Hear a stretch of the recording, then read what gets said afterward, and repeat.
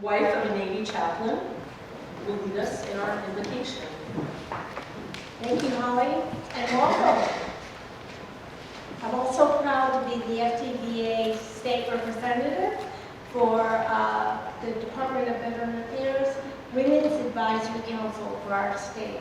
So it's great to see all the women's faces here today. If you'd like to participate in the invocation, I ask you to bow your heads at this time with me. Mighty God, our Jehovah and our Heavenly Father, we are here today for many reasons, but we're really grateful to be able to gather together and ask for your blessings today. What a mindful moment, God, that you, the Almighty, tenderly love and care for each of us assembled here. And I want to offer thanks that you created woman so very differently, with gifts and abilities that are unique to each and every one of us. Because you knew this world needed us, needed women, and all she brings to this life. The women in this room have chosen to use their exceptional talents to make huge differences in the lives of so many people that they will never meet. Oh, God bless them. We cherish each and every one of them and all they have already contributed to community and to country. Lord, thank you for the women veterans who have served us in time of war. Thank you for the women who have kept us safe to live in freedom every day. Thank you for the sacrifices these women have made in being away from family, friends, and loved ones. And thank you, God, for the ones who have made the ultimate sacrifice of losing their lives so that we could keep ours. Thank you for the example of their bravery, their tenacity, and their courage. Lord, our hearts are grateful for your goodness and your steadfast love for each woman veteran and their families and their loved ones in the room tonight. Restore them, give them sound mind, a will to persevere. Draw them close, God, and may the joy of your love be with them always. In your holy name we pray. Amen. Amen.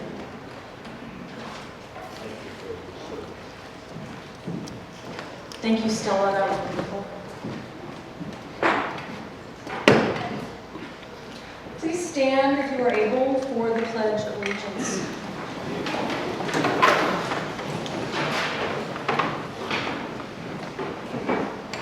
Pledge allegiance to the flag of the United States of America and to the republic for which it stands, one nation, under God, indivisible, with liberty and justice for all.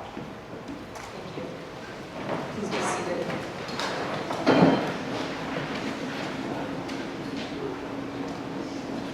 Welcome to the Women's Veterans Day celebration. This is the third that we've hosted in Delray Beach.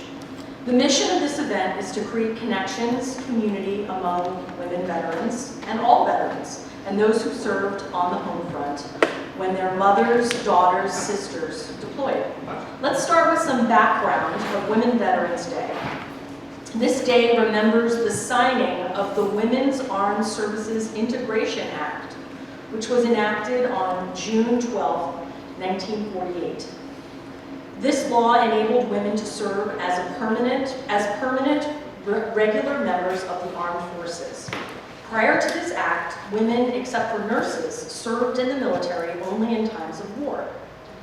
Over 3 million women troops have served in the United States military since 1776. Women served in the French and Indian War in 1760, when we were still a British colony. During the Vietnam era, 2% of all troops were women. In Desert Storm, when I served, 7% served. In 2021, 17.3% of active duty and 21% of Guard and Reserve troops were women. Anne Dunwoody, the first four-star general in the U.S. military, said, I quote, "I've always had male bosses who've coached me, who've mentored me, and influenced my career as a soldier. Without their help, I know I would not be standing here today." End quote. With time, women troops have grown from being mentored to being mentors. Janet Wolfenbarger, the second four-star general, said, "The generations that follow us are hungry to be able to interact with the people that came before them, to understand what works and what doesn't." End quote. Navy Petty Officer Deborah Marie King said, "You might not think that your life is a story because you've lived it, and it doesn't mean anything to you. But to other people, your story may be the greatest novel that they've ever heard." End quote. Women troops and veterans still fight to rise up and be heard. So now I ask our distinguished panel, 2 women, to join me so they can rise up and be heard.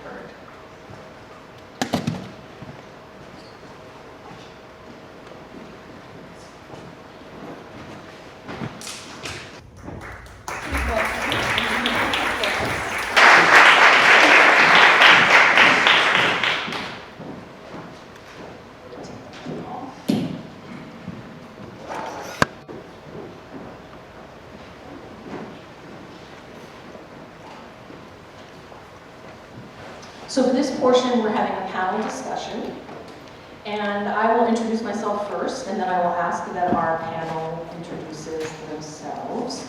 So again, I'm Holly Landau, and I started my military career in ROTC, which is the Reserve Officer Training Corps, and I started at St. John's University in New York City.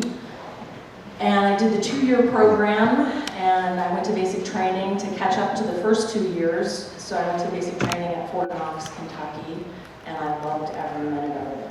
And I thought, this is for me. And then I did military science for 2 years, spending a summer in Fort Bragg, which is now called Fort Liberty. So I have to change that, and I have to change my story. And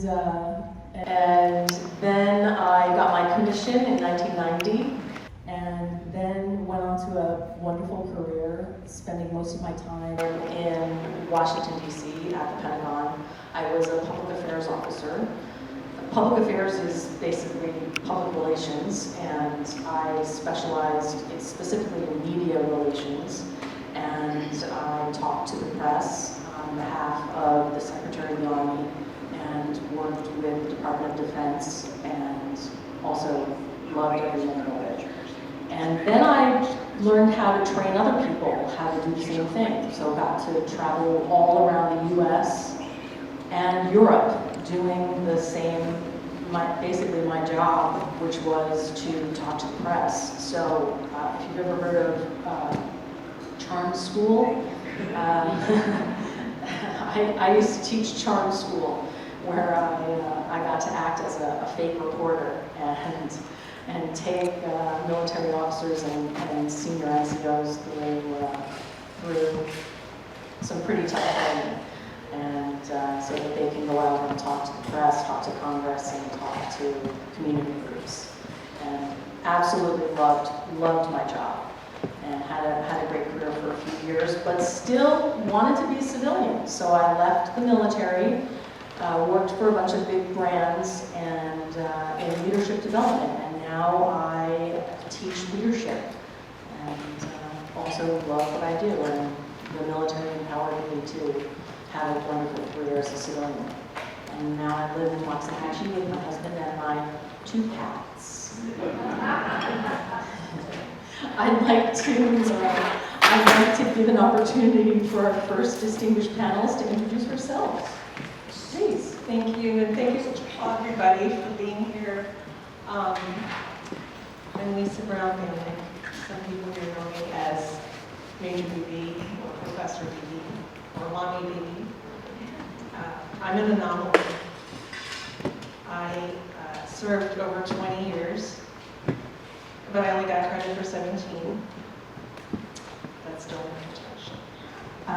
Most of that time I was in the Army National Guard, where I started while I was attending Gonzaga University in Spokane, Washington, go Zags. And was enlisted in a transportation unit, which no longer exists, and I was about this thin, so I learned how to drive those heifer trucks, but I couldn't shift and drive the wheel at the same time, so we took turns either me stepping on, I see head nods, stepping on the, I don't know what's called. Thank you. On the clutch, or actually steering. Hilarious. Made for a lot of laughs for a lot of people, especially when I was one of two women there. So during college, I got accepted into an ROTC scholarship, and it was on a contingency that my eyesight would improve. Well, it didn't improve, so they didn't commission me. So I retained my enlistment, started working on the outside in advertising, and I really wanted to become an officer. So I made a bet with my old curmudgeon colonel who said, if they give you a waiver, you're going to officer candidate school. Not only did I need a waiver for my vision, I needed a waiver for my age. I got both of those, and off I was to officer candidate school, which is basically like being locked up in prison during that duration.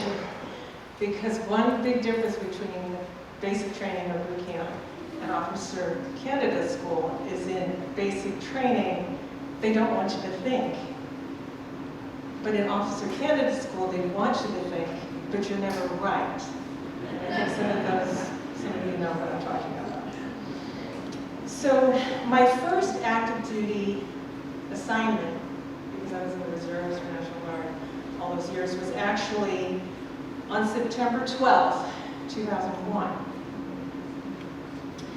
And my team, I led a security team, my team was responsible for the safety and security of the reservoir in Seattle, Washington. Now, many of us probably know, but not many people on the outside, that it wasn't just the airports that were protected after 9/11. It was all of what we call vital facilities. So if somebody put a little poison in a reservoir in a big city region, we would have another huge catastrophe. So I took a lot of pride in being on that security team. My last assignment was down here in Miami at Southern Command headquarters.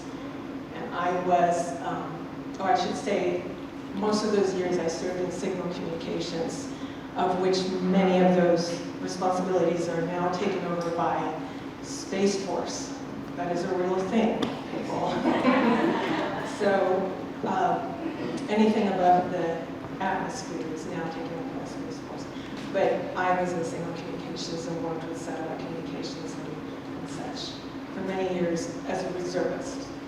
Fast forward to my last assignment at Southern Command. I had been working and teaching in marketing and communications and public affairs, so I too was a public affairs officer for none other than retired Marine General John Kelly.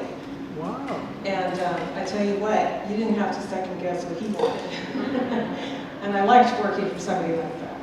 I was one of the public affairs officers. I worked with news reporters, interpreters, internationally, primarily with South Central and Latin Americas for 6 years. Again, I was an anomaly because you never hear of somebody in the reserves getting assigned for a long period of time close to home, which was down here in Miami. There were times when I had to leave my young daughter and not tell anybody where I was going because I was going to Guantanamo Bay and I wasn't allowed to tell anybody where I was going. So many of us have been deployed, and again, I'm an anomaly because when I left, I wasn't going to a war zone, but I was going to an unknown zone, and it's the same fear of, am I coming back home? I sit here before you, grateful for those who've gone before us, men and women. And my beau and I just got back from Washington, D.C., and it really brought a lot of heartfelt sadness to the many, many men and women who've already given up their lives. They're the real heroes. So I'm humbled to sit up here and speak about my story, because my story doesn't compare to their story or to your story even. So I'm here to share, and I'm very honored to be among all of the women and men veterans who are here, because I want you to all quote me: we cannot be successful without each other. Men and women need each other to be successful. Mentally, emotionally, physically, spiritually, and in the U.S. Armed Forces.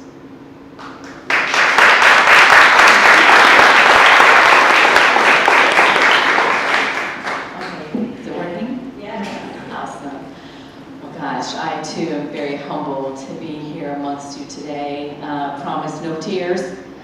We're going to talk about some things that we all can relate to. I served on active duty for 25 years in the United States Army. I'm dating myself, but back when I was in high school, we didn't even have junior ROTC in the state of South Dakota. But I used to watch Charlie's Angels and Dukes of Hazzards, and I just really wanted to be a policewoman. But regrettably back then, you had to be 5'4" to join the Army and be military policewoman. I was only 5'2", so my heart sunk. And I couldn't join the FBI. I didn't have a graduate degree or any experience. So I followed my father in my uncle's footsteps. I raised my right hand at the age of 17, straight out of high school. I went to Europe, got my degrees in criminal justice, and thought, okay, I'm going to go ahead and do my term and go back, and now I'm going to work for the FBI. But I got a calling from White House Communications Agency to go back to DC and to serve. And at that time, I was maybe 23 years old. So what a phenomenal opportunity. And so my career blossomed. I was enlisted for a period of 11 years. I was a good old drill sergeant, basic training. And then I became a drill sergeant school instructor, and that was even harder. And so imagine me, 5'2", maybe 115 pounds, but I loved my work. Got married to a wonderful soldier, raised 3 sons. My oldest son, Jamil, is here tonight. Thank you. Would you stand up, darling?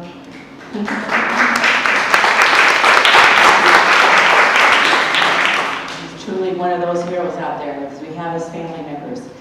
So here I am, 11 years in service. I'm escorting a brand new cadet in Germany.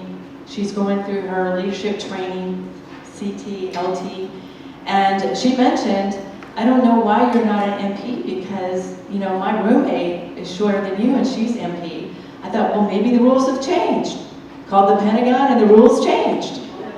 So I went to sign up. I went to officer candidate school as a former drill sergeant.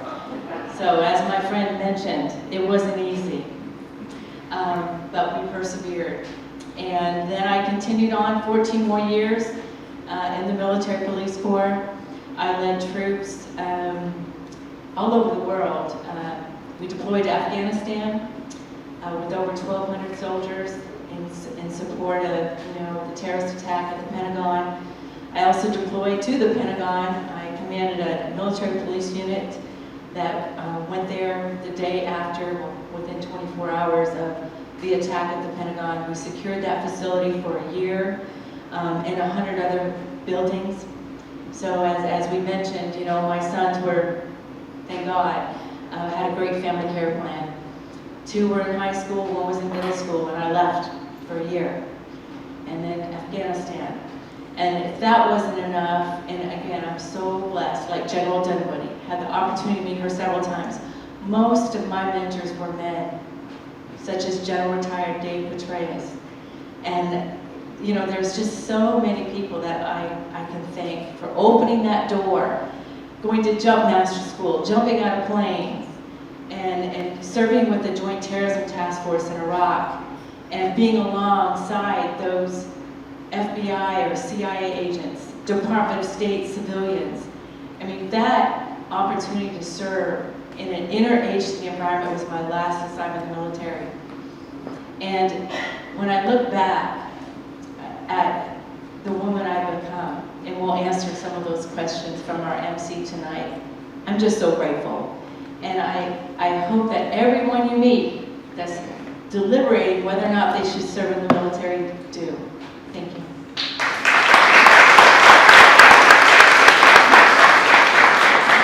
Thank you, ladies.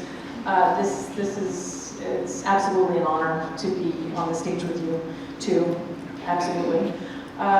So when Conrad and we were talking about the theme, we talked about many different themes, and we landed on being seen and being visible. So you'll hear that theme in a lot of the questions that we're discussing tonight. So the first question is, what did you do to stand out as a woman in the military environment, and what type of impact did it make on others? So what did you do to stand out as a woman in the military environment? Well, I'm laughing, so I'll start. Lisa, would you like to take that one? Let's put it this way. When we were in the field, and I was half my weight, I was called sir all the time because I had no curves.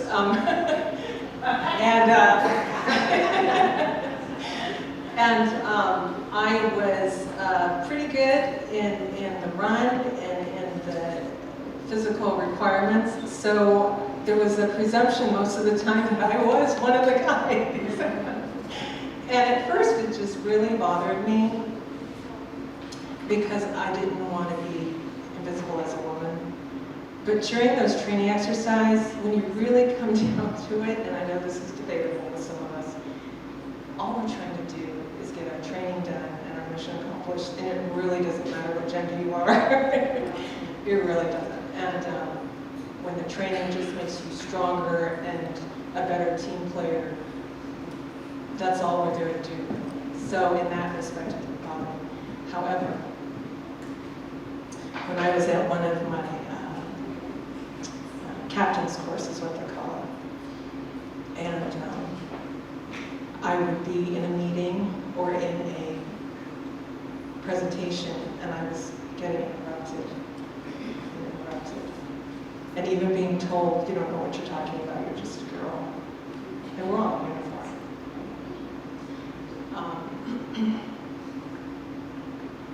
We attended that camp training 24/7, so we hardly slept. So I was one of 3 women in a group of about 120, and we got back by spraying the men's barracks with all kinds of fruity perfume. And we just kind of had fun with it instead of letting our anger overcome. But I will say that as many times as I felt like I was invisible, there were times where I was appreciated. Sometimes as a woman, I even got thanked for spraying some sweet smelling stuff in their smelling barracks. But I want to jump to when I had my first command and my first sergeant, when he met me, he literally looked me up and down, you guys, and I said, guys, you know what I'm talking about. Looked me up and down and he said, if you have something good to say to the troops, you say it. But if you have something bad to say, you tell me, and let me be the ugly one. And he said, I don't want you to get mad at me, but this is reality. You are tall, you're attractive, you're smart. You don't need them to look ugly at you. I'll take care of that. At first, I was really pissed off, but we made it work. And that was one of the best training experiences I had with a sergeant he truly had my back. And we made the best of the situations. And just like a good brother, he never let anybody disrespect me at all. So Fast forward to working on projects at the Pentagon at much higher levels. I have to say that there were more women who were ahead of me who took me under their wing. And one of them, I remember, she said, if you're in your Class A's, which is what my daughter calls the fancy uniform, you make it bling, because that is what we will do. So those are just some examples. I think everyone has had positive and negative experiences, regardless of being a woman. But I learned growing up in a big family with brothers, 3 of them, that you always try to make the best of things. And sometimes when you say nothing, you're saying a lot. So I'll just leave it at that.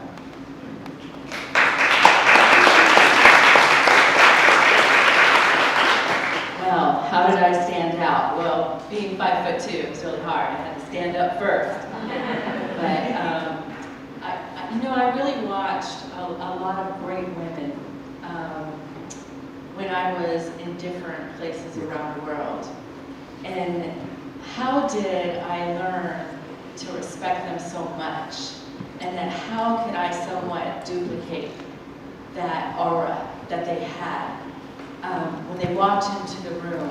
They weren't dazzling with a bunch of makeup and jewelry and long red fingernails. They were just very fit. They were very upright, the way they walked, their posture. They would look you in the eye, they would shake your hand. They were approachable. And I also watched that they were very succinct. They didn't mind being intentionally sat in the back of the room or not at the table. They just knew at some point in time somebody's going to ask them a question, or they might have to raise their hand and hopefully somebody acknowledges them. But what they had to say had validity. It was factual. It wasn't personal. And they didn't have to yell, they didn't have to curse. And I just love that about them. And I know it's hard, especially as a commander or a leader. You just want, to say something out loud, call cadence or whatever, and get everybody to follow you. But I think there's a time and a place for that. I think it's also very helpful to be heard. Sometimes I would like you mentioned, let somebody else do the hard talking for you. I made a point after every mission, or we would talk to one another about where we did well, where we failed, to build that trust. And then when I felt, sometimes in the captain's career course as well, where I felt there was somebody that was biased or racist, I would always make a point later on that same day to talk to them one-on-one. It might cost me my job. It might cost me a bad evaluation.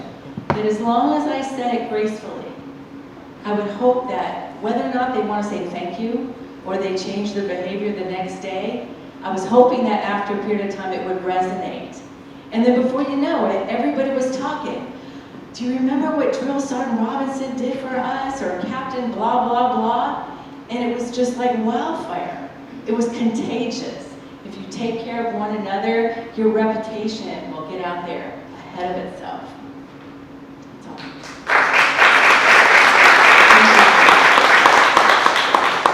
Let's talk about leadership for a moment. I mentioned that I'm now a leadership coach and a leadership consultant to corporations, and I absolutely learned how to do that by studying leadership in ROTC, all the way back in ROTC, leadership science, the science of leadership, the science and art of leadership, reading Sun Tzu, The Art of War, all the way back in ROTC, and learned really how to be a leader in the military, no question. When I went to basic training, I remember it was, I believe it was day 3 that we really just got settled and kind of were sense-making about what to call the drill sergeant and how to wear the uniform. And then the cadets were put in charge. And we were in charge of running the show. and we were given leadership roles. And it was we had squad leaders, and we had a company commander, and we had platoon leaders, and the most senior ranking cadet in our company, the first day of leadership positions was me. And it was pretty amazing. I actually gave a speech to the company, and I didn't know if I was allowed to do that, but I gave this kind of General Patton-like speech. And then every cadet, every day who had that position gave a speech. And at the end of the summer, the end of basic training, the drill sergeant said, no cadets had ever given speeches. You were the first one who established that as the new way to do things. So all the cadets were doing it after you did. So I thought, okay, well that's great. But I thought everybody needed some motivation, and I did kind of a call and response sort of thing, and got everybody super motivated. And I just kind of treated everybody the way I thought I wanted to be treated. And I just created a highly motivating environment. But I loved every minute of it. And I've been amazed about how the military can create leaders, because you're put into these leadership positions very early on in your career, very early on. And I'd like to ask this question: how has being in the military helped you cultivate leadership qualities in your own life, after the military? Well, as I said before, I lived both lives. So I put on the uniform for the weekend or for the weeks in the summer, and then I get into my suit and work at the ad firm or wherever I was working. So I count my blessings that I learned personal and professional leadership development through both lanes all the time. And I remember going through one of the leadership courses in the military, but also going through management training at one of the companies I worked for. And the quote from Maya Angelou resonates in a lot of those training experiences, that people won't remember your title or what you wear. I'm paraphrasing, so sorry. They won't remember what you look like or what you wear, how much money you have. They will remember how you treated them. And I think that is a huge cornerstone of what leadership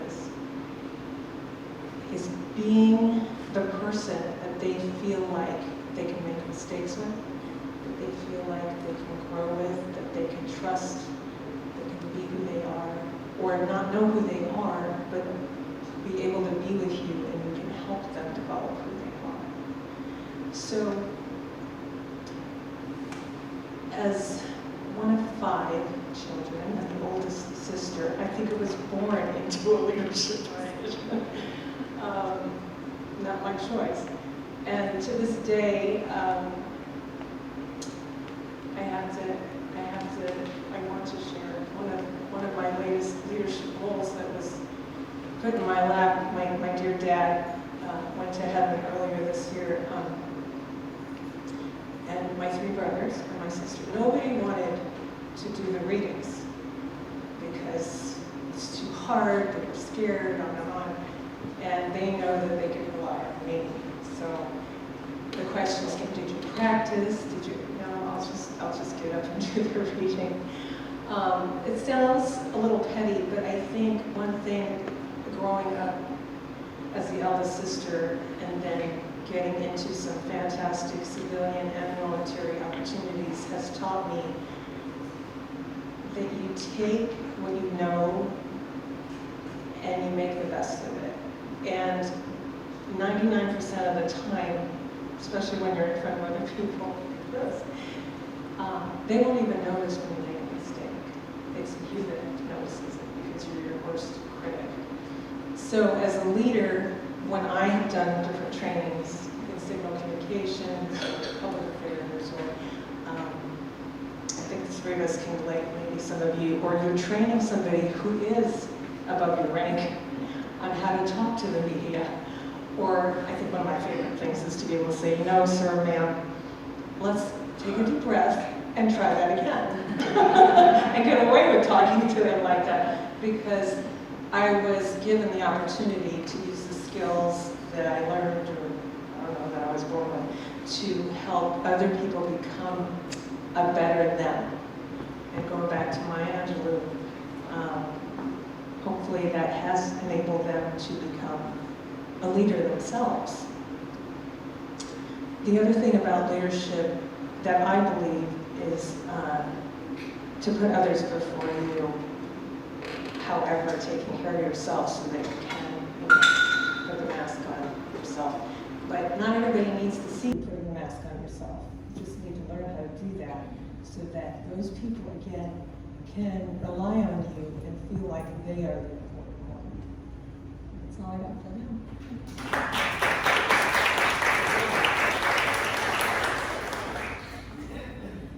Well, my leadership training started probably when I was growing up. My father passed away when I was 11.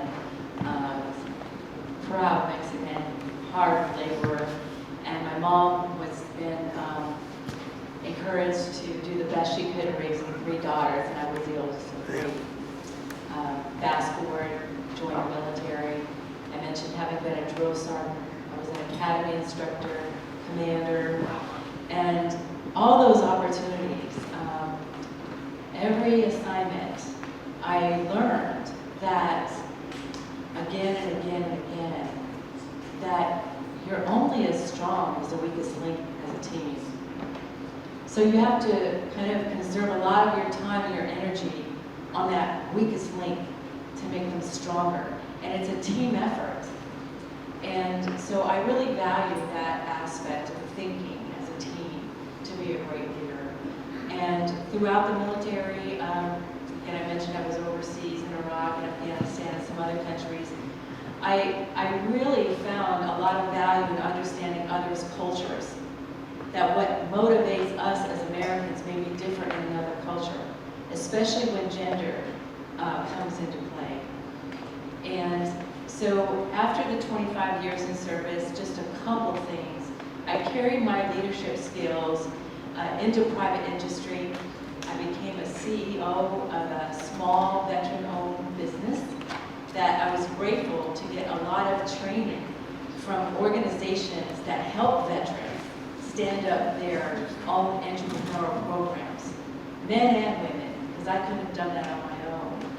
And then I also ventured out, became a professor, direct programs, again, mentoring young men and women as a leader. And it's not just academics, whether they pass or fail or get the degree.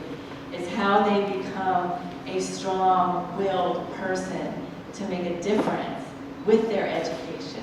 So I love that mentoring, that leadership, and stepping out and just embellishing someone, civilian, military or not, because your life will go on after the military. And especially for those families, they will always be there and support you.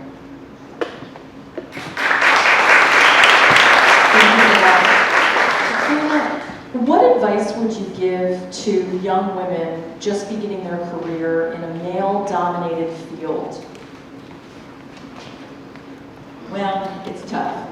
Asking a drill sergeant. It's tough. I've had male platoons, I had female platoons as a drill sergeant, and they do think and act differently. But I will say it was challenging because there wasn't trust. You know, I remember just to go to air assault school, I had to climb a 40-foot rope, and I was the first one called on to do it, and I did it just like a monkey. After that, I went off to air assault school, but it shouldn't have had to been that way. I shouldn't have had to be the first, but what it did, it encouraged all those other men that wanted to go to school to do it too. So I think in a male-dominated environment, you just do your best. Be humble, And because you can do it. Most often, you may not be as physically strong, but mentally, you may have the acuity to do better. But like I said before, it's a team effort. And I would also mention, and this is just me, I know the standards have changed, appearance standards, for example. You know, back when I was coming up through the ranks, I had a uniform issued to me that was 2 sizes too big. So I was called the potato sack. But every day, you know, I had a clean face, my hair was back in a ponytail. Sometimes, you know, like BB here, they called me a man because, you know, I was like maybe 95 pounds back then.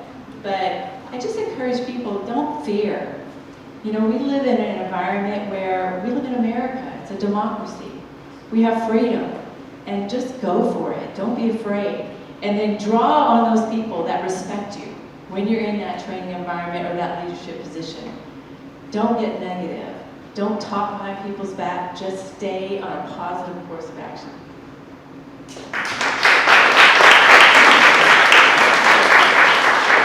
Good question. Well, I mentioned that I was fortunate to live in both worlds, in and out of uniform at the same time. So I count my blessings that I was able to draw upon probably a wider breadth of resources than people who are just 24/7 in the military, especially fellow women. I could summarize how my advice would be using 3 F words: faith, friends, and fortitude. So regardless of what we all believe outside ourselves, I have a particular religion that I follow. Honestly, get grounded in your faith, because whatever's going on here, there's a lot more out there that we will never understand, but it's a lot better than whatever we're suffering with right now. And to be a woman in the military, I don't care what age, rank, role, there's suffering. There's some suffering. So faith to keep going beyond our own perceived limitations, because our limitations are just human limitations. We're much more than our 5 senses. We are also spiritual, however you want to label that. Okay? Friends. Some of the best advice I received when I went to officer candidate school is don't go there to make friends. You're going there to succeed. So I count my blessings again. I have had fabulous friends, lifelong friends, who, whether or not they ever understood why I was going through the military or choosing the military, they were friends without judgment. And lean on your friends and be a friend to them, no matter what they're going through. So faith, friends, and fortitude. Fortitude. It's so hard, we hear it all the time. Don't take it personally. How do you not take it personally when you're the only woman in the room?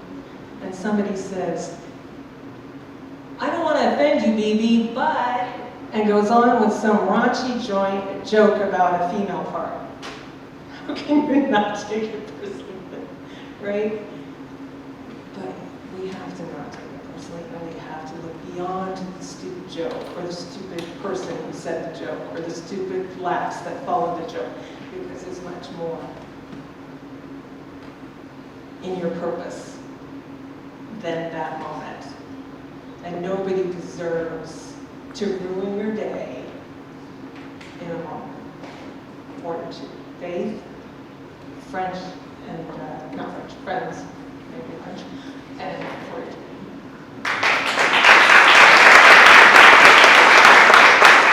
And I'd like to conclude the panel with asking one last question. And this was, you each developed a legacy statement for your plaques. I mean, we've got these beautiful plaques behind you. And you had your plaques printed.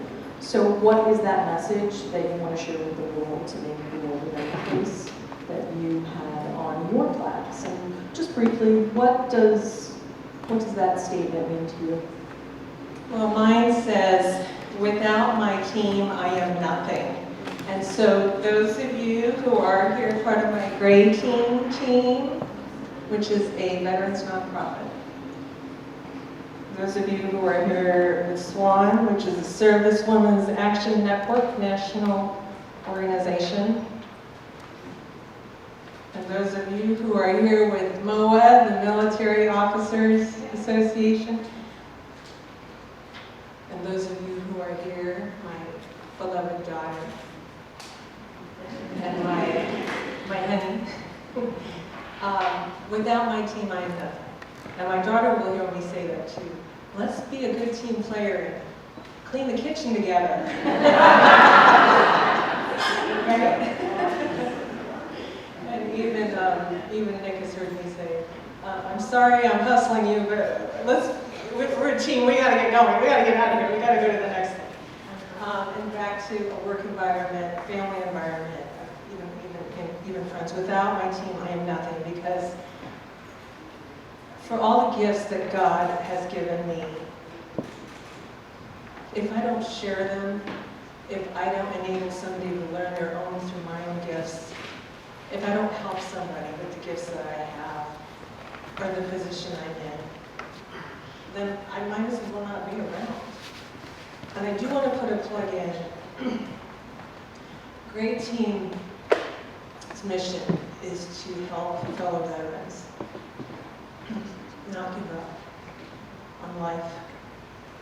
So all of you who are veterans, I highly encourage you, and I'm going to put CC on the spot, talk to one of us, because we are here for one another. We are of, by, and for veterans.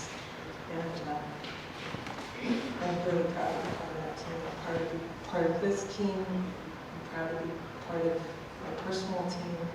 And without a team, I'm nothing. There's no purpose for me. So that's my legacy statement.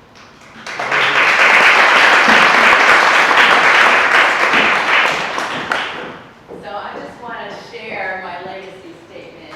I've had such a big heart. Several of us throughout the years have got these beautiful banners that were done last year in downtown Delray on Veterans Day. There was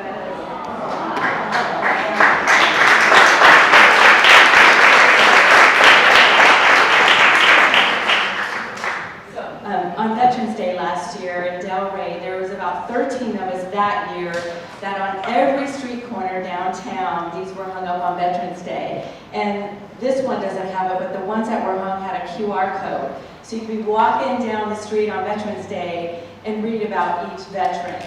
So my legacy statement, it's time for deeds, not words, and it's time to get things done.